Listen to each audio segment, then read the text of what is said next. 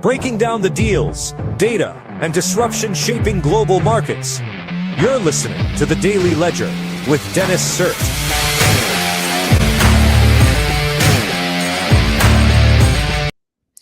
Hey folks, it is Tuesday, June 16th, 2026. You're listening to The Daily Ledger Show, and I'm your host, Dennis Sert. Great to be here with you tonight.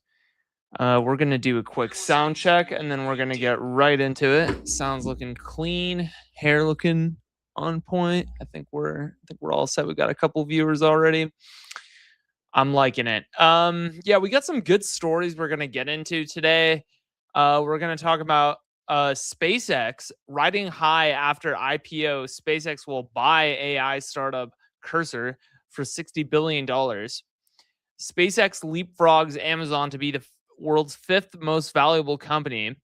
Britain announces social media ban for children. Anthropic's dire marketing worked too well. We're going to talk about that. Snap finally debuts its long-awaited augmented reality AR glasses, specs, and oof, they aren't cheap.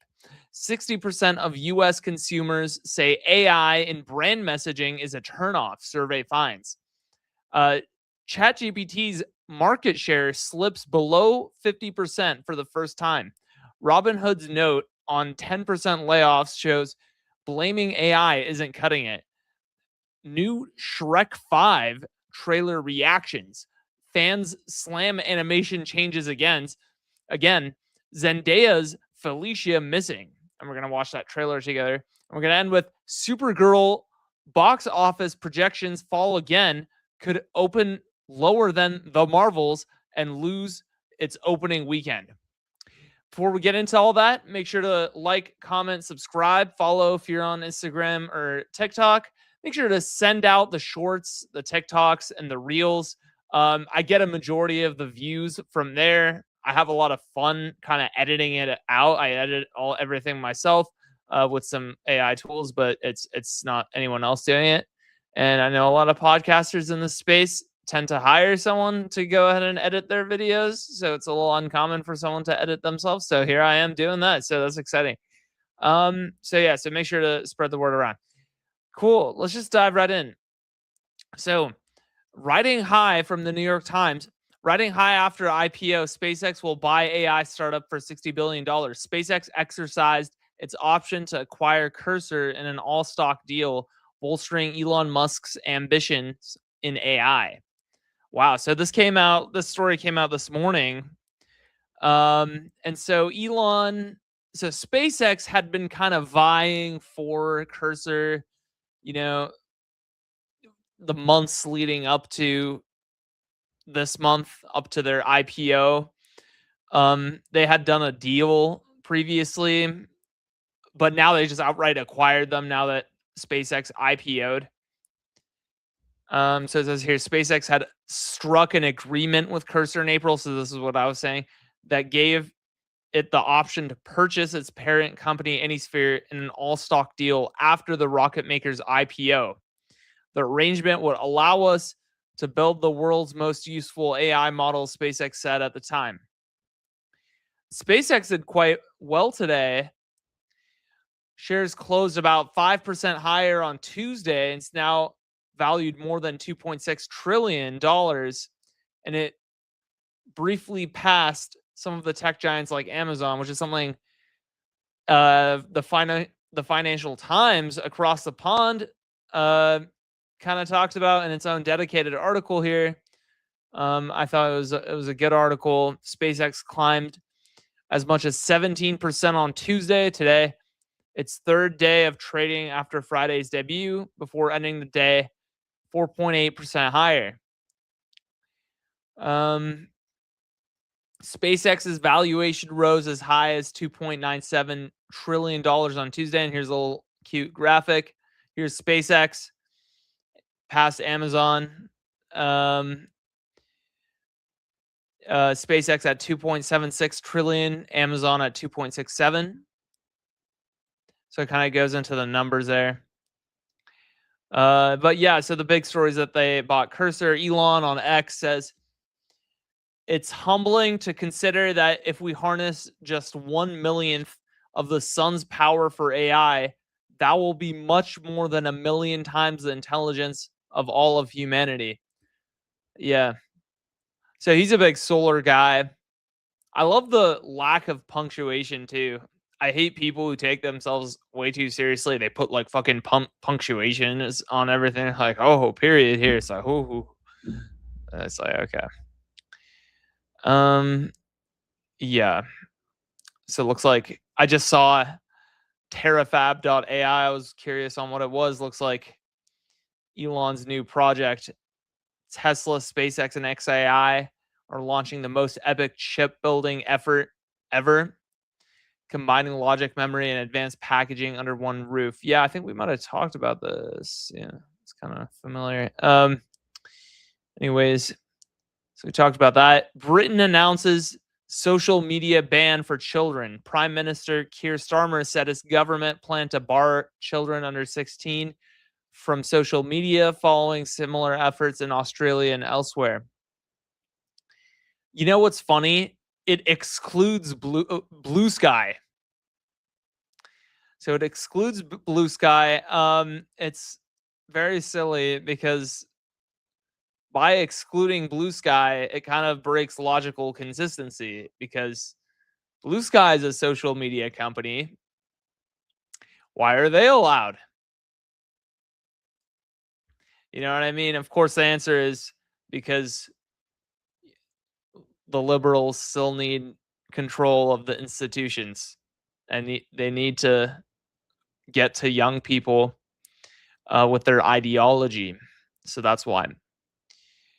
The government has faced growing pressure to act on the issue as public opinion has coalesced around the idea that more should be done to keep children safe online. See, and Australia has been kind of doing the same thing. We're kind of getting towards that digital ID because, like, I mean, let's just talk about this like adults. Like, you can't even access like pornography in several states in the US without essentially like having an ID / age verified account. So it's like, okay, it's kind of a slippery slope. It's like, oh my God, you can't go on like, like whatever. You can't go on Pornhub if you're in Texas or whatever. And it's like, okay, well, how about the next thing is like, oh, well, we saw that you voted or donated money to the GOP. Now it's time for you to not drive your electric vehicle that we can remote access. You know what I mean? Like, it's like, that's kind of where things go. That's the direction in which things go when you have that digital ID. And then you look a little bit like China, which has been a technocracy. Really, that had been beginning in like the 1970s. So it's like, when them and the globalists were working together, and then they kind of the CCP kind of turned their back on the globalists, went in this direction of technocracy, social credit, everything. So we're kind of getting towards there. I think the EU and Canada really likes China in that respect. But anyways, so that's kind of what's going on here. Anthropic's dire marketing worked too well. The Wall Street Journal. Plus, SpaceX's cursor deal and AI struggles to replace stenographers. So here's Dario. I mean, Dario is such an ass. Like, he just needs to shut the fuck up. That's what he needs to do. Because he likes to write blogs. He's just like, oh, this is why, like, well, I was going to say, like, because the problem is I actually agree with certain things he says, like, AI is going to replace software engineers. I fully believe that. I think that like 90% of software engineers and white collar workers will be laid off eventually. It's going to be like a progressive layoff type thing. Because that remaining 10% can use AI to essentially do what the whole had already been doing and more, right? Just in terms of output. So that's kind of what Dario had said that I had agreed with, but he keeps going. He just like he writes these blogs and he's like, oh my god, like we need like an AI council to make sure that AI doesn't go off the rails or whatever. It's like, dude, you got to calm down, because then the US government, Trump, went in and was like, okay, yeah, well, you you know how mythos and fable are super powerful? Yeah. Well, now you can't use them anymore. Oh shit. And then he's gonna go back on his blog and be like, you know what happened today? What the hell? Like, So, anyways, I hate this new ad blocker that TechCrunch put in. Here, I have to. Luckily, I got this extension in there. Here we go. That gets rid of it. Snap finally debuts its long-awaited AR glasses specs, and oof, they aren't cheap.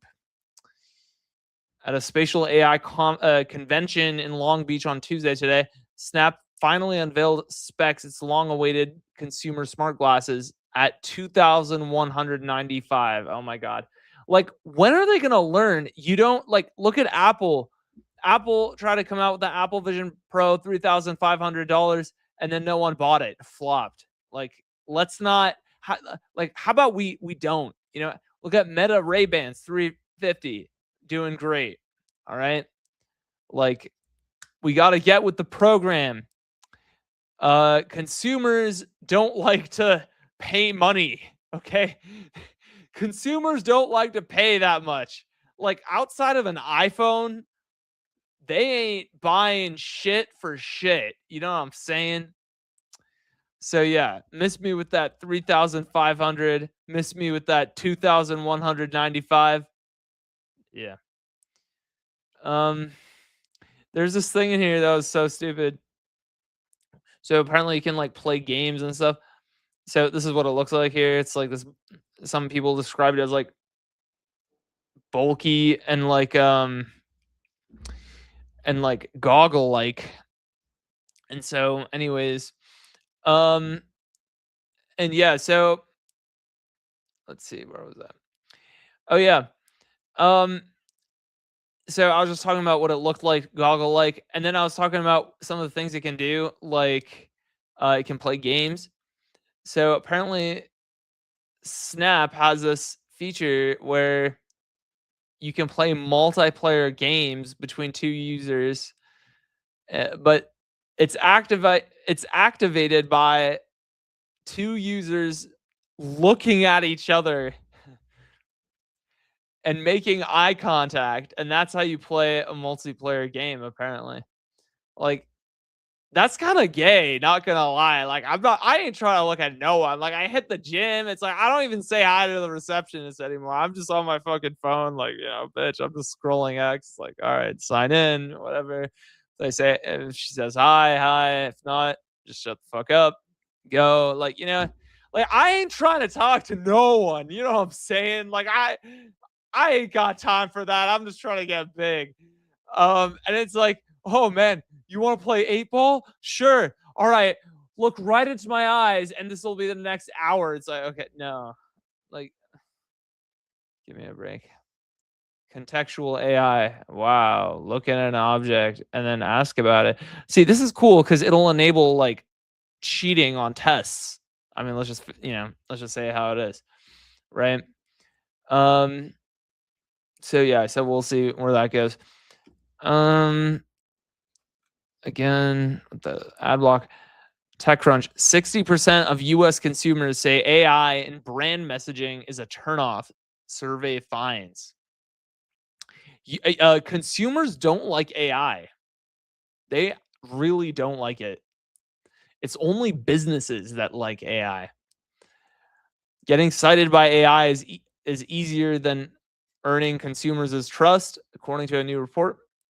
Okay. As brands race to have their links appear in AI search results, consumers have grown more skeptical about whether they can actually trust the answers they're getting. 60% of users in the US say that brands that use AI in their messaging are a turnoff. 86% don't fully trust AI and still want to get original sources. Yeah, so consumers don't like AI. and they're kind of just now waking up to that. Some people are saying like, "Oh my God, it's Chinese propaganda because they want to win the AI race." Maybe a little bit. I don't know. I'm still AI first. Fuck you if you don't like AI. ChatGPT's market share slips below 50% for first time. Wow. So ChatGPT. So let's give credit where credit's due. After about like 4 months, they they finally broke 1 billion uh monthly active users. So that's kind of a big milestone. And 4 months ago they were at 900 million. So in February, um, so yeah, it kind of took them quite a long time to go from 900 million to 1 billion. Gemini kind of caught up. Uh, they had a huge kind of surge during that time. Um, yeah. So I think this is outdated because I know Gemini had hit like like around 900. They were kind of on the tail. Yeah, they were definitely around 900. So this chart is kind of off actually. Um, and then Meta AI for whatever reason is all the way on the bottom, but because they've integrated it into every Instagram, Facebook user, it's actually like technically ahead of everybody. Um, so yeah, I didn't like this chart very much, but whatever. So it kind of talks about that. Talking about ads. OpenAI started experimenting with ads in ChatGPT in February. The company has scaled the number of ads gradually. An average of 17% of daily active users were being served ads. Okay, so they're kind of slowly rolling it out. I haven't seen any, but I kind of stopped using ChatGPT. I'm mostly using Claude Code as well as Grok. I don't really have a need for ChatGPT. Claude Code obviously handles the coding stuff, software engineering, and then Grok handles kind of everything else, right? Like news aggregation, etc. Just general questions I might need, analysis for pictures, PDFs, whatever. Searching through things gets the job done very well. I like the trajectory that Grok and SpaceX AI are on. Robinhood's note on 10% layoffs shows blaming AI isn't cutting it. It appears that using AI as a cover story for cutting jobs is fast falling out of fashion. So Robinhood cut 10% of its workforce. Didn't really talk about AI in the post. Kind of just talked about how I'm just general vague terms.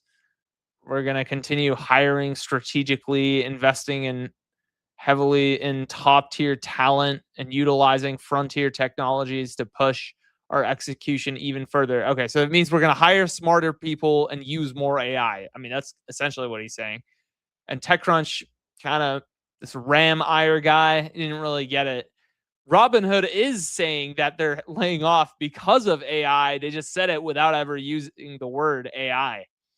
So kind of an L there. Okay. Some think it's a tacit allusion to the fact that the company's overhired following COVID and now are scaling back as expenses piling up. Yeah, there's a little bit of that, but AI really does boost your output to the point where it undermines the need for a bunch of cooks in the kitchen. So companies that recently did layoffs like GitLab, other tech companies have surged, spurred by record revenues, skyrocketing demand for cloud services. Yeah. Robinhood itself reported a 15% improvement in first quarter revenue in April. Yeah. And the company said its second quarter is looking better thanks to rising prediction market fees, subscription revenue, strong equity, and option trading volumes as markets stabilized. They probably had a good weekend with the Knicks. New Shrek 5 trailer reactions. Fans slam animation changes again. Zendaya's Felicia missing. I don't know. I don't really like first of all, why are they putting Zendaya in like literally everything? Like they're not beating the allegations. It's like, okay, let's lay off Zendaya, please. Like I've kind of had enough. Um yeah, I don't really like what they did with their faces. Like I what like they changed the animation style quite a bit. I don't know if I like it. Um so we're gonna watch it here together. It's less than 90 seconds.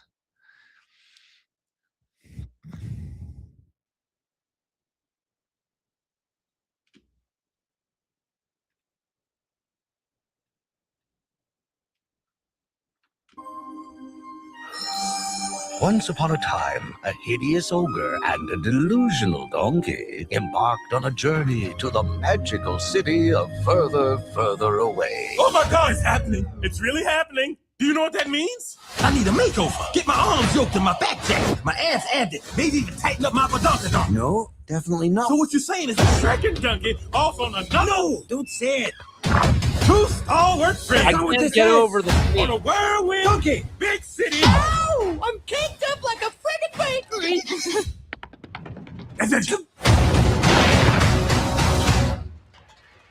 Wanna date a snowman? Speed up, Shrek. nice. You really can't help yourself, can you? Hell to the no, I can't. Shrek and Donkey, two stalwart friends off on another whirlwind big city adventure. Oh, this is bad.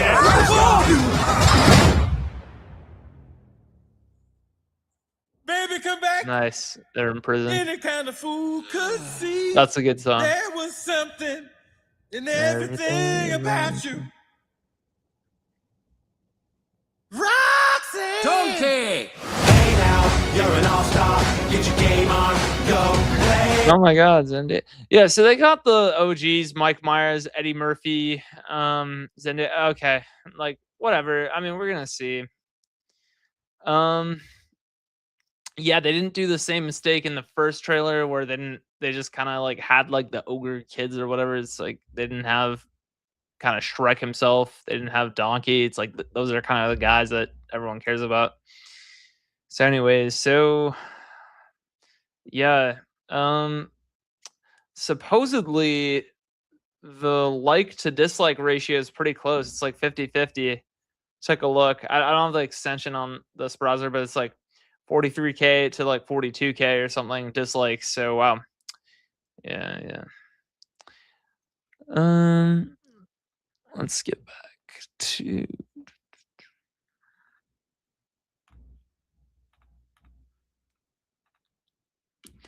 yeah, so anyways, I don't know. I didn't really like it. Talking about that. Okay, last story. Supergirl box office projections fall again. Could open lower than the Marvels and lose its opening weekend. Oh my God. Like they should have never done Supergirl. They should have, maybe gone with a different DC superhero like Green Lantern or something. And it's like the casting was just terrible too. Like I don't like her as Supergirl. It's I don't know. She's not hot. I mean, I'm sorry. She kind of has this like masculine gaze, and it's just saying it how it is. Yeah, so it kind of goes into here. The numbers keep moving in the wrong direction.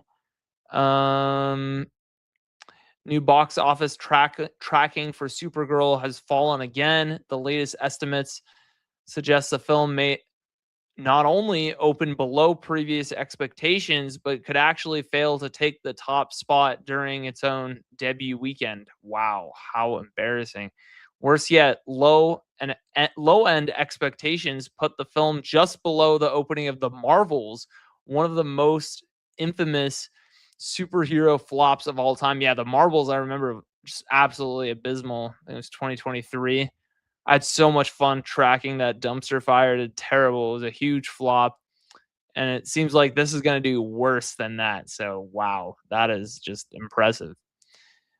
Let's see. The latest box office revenue projections are at 45 million opening weekend. For comparison, Superman opened to 125 million domestically. Aquaman 67.8 million. Black Adam 67 million. The Flash 55 million, and this is going to be 45. Wow. Nice job, James Gunn. Nice job, DC. Yeah. So I don't know. I mean, there's been so many flops. Star Wars, The Mandalorian, Grogu, just the worst Star Wars movie that came out by box office revenue. Just terrible. It's just stop at this point. Supposedly Toy Story 5 is gonna beat Supergirl in box office revenue that weekend. The real problem is that Disney and Pixar's Toy Story 5 arrives 1 week earlier and is tracking for a massive debut between 165 million and 185 million domestically. Wow. Under normal circumstances, a second weekend film would be expected to surrender the top spot. However, the projections suggest that may not happen here. Oh my God. Wow. How embarrassing. Oof. Competition is getting fiercer. Summer 2026 has already produced several box office winners. Michael has become a global phenomenon, while horror movies like Obsession and Backrooms are having historic runs. Meanwhile, Toy Story 5 is expected to be one of the biggest animated releases Disney has launched, and followed right away by Illumination's Minions and Monsters. Yeah, so Supergirl is just going to be eaten alive. Oh my God. Okay, I think we're gonna end it there. Yeah, make sure to share all the shorts and reels and TikToks, and see you in the next one. Peace.